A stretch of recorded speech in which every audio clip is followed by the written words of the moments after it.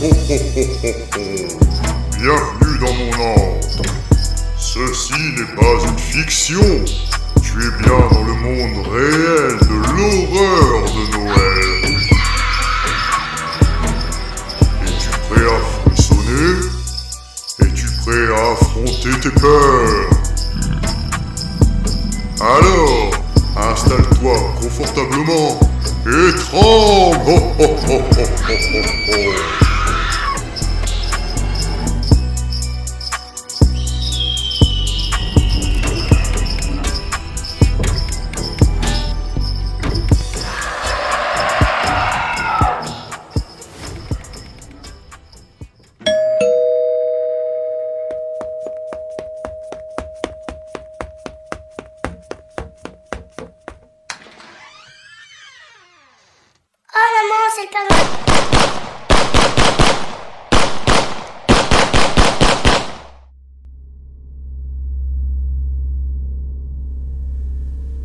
Le 24 décembre 2008, Catherine, une fillette de 8 ans, vient de se faire tirer en plein visage par un Père Noël.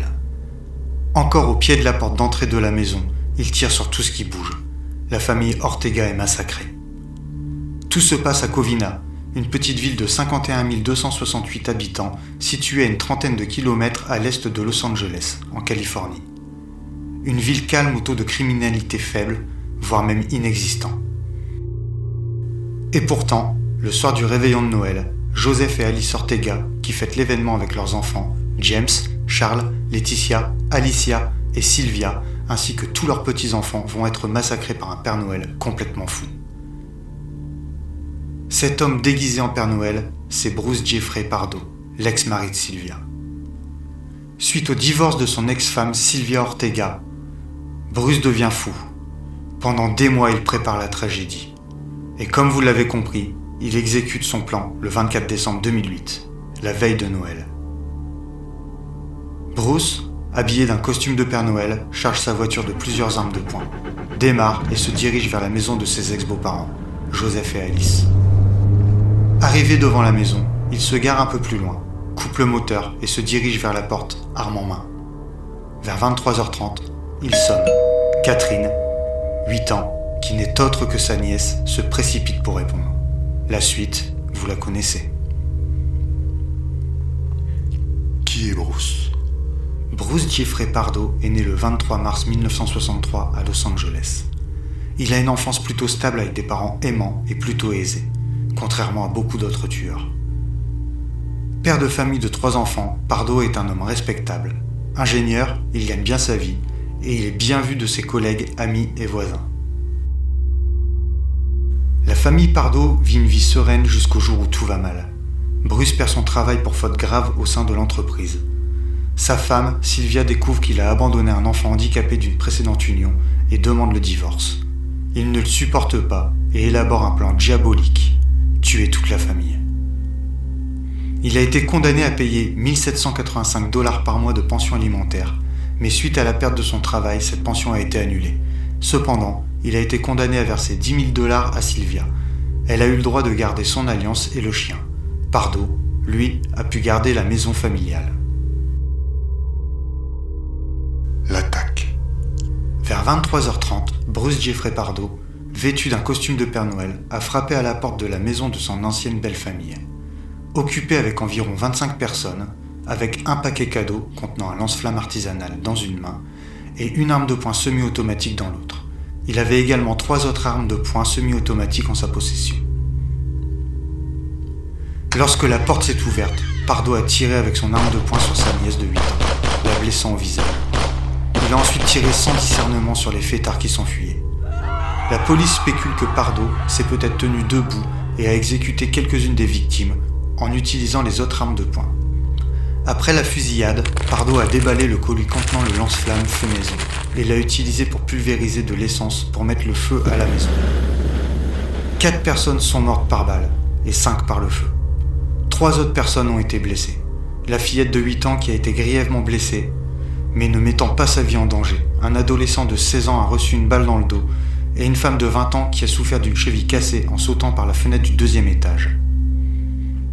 La jeune femme de 20 ans a appelé les autorités pendant l'attaque après s'être enfuie chez un voisin.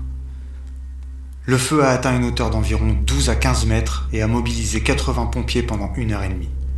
En raison de l'intensité de l'incendie, l'identification des victimes a été réalisée en se référant grâce à des dossiers dentaires et médicaux.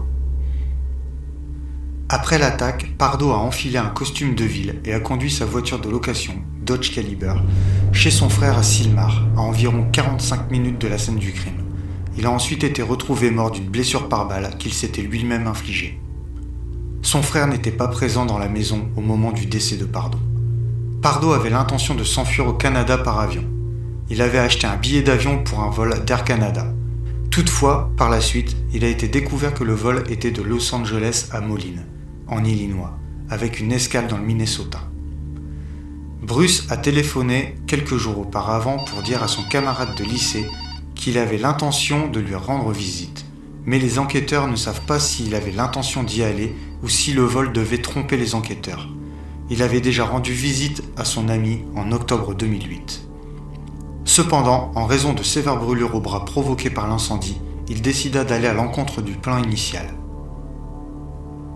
La police a retrouvé 17 000 $ en espèces sur ses jambes à l'intérieur d'une ceinture.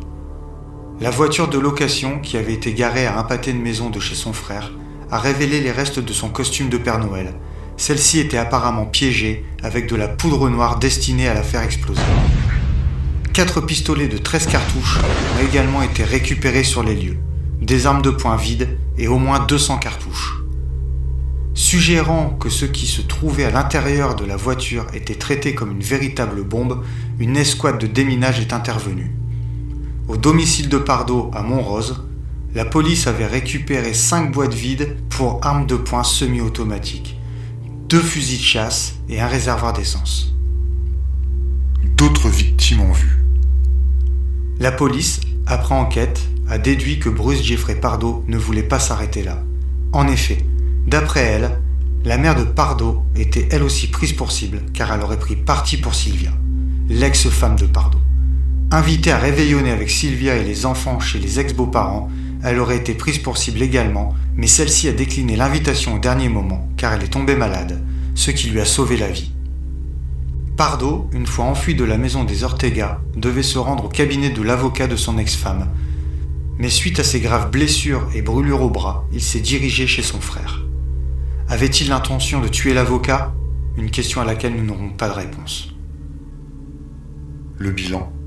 Après la folie de Bruce Jeffrey Pardo, 9 personnes auront perdu la vie par balle ou par le feu, avec l'incendie de la maison. 3 personnes auront été blessées et 16 enfants resteront orphelins.